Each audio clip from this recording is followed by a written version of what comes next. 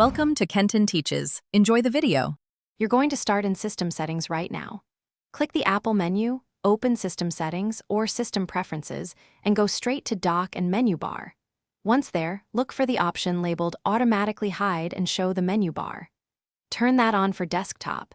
This begins hiding the bar when you're not actively using it.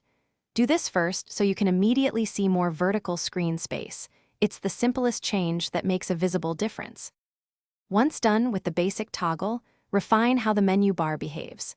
Make sure you enable the hide option both for desktop and for full screen if your macOS shows separate controls. You can also turn on Dock Auto Hide to pair behaviors and reclaim even more screen area.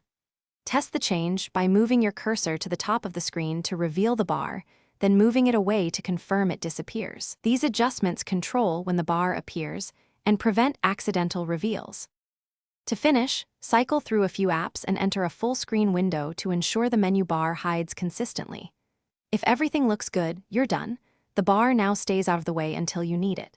If you need to revert, return to Dock and Menu Bar and toggle the setting off. If the menu bar still refuses to hide, make sure no third-party utilities are overriding it, and check accessibility settings that might force persistent menu items. Those often block auto hide. Thanks for watching. Please subscribe if this video was helpful.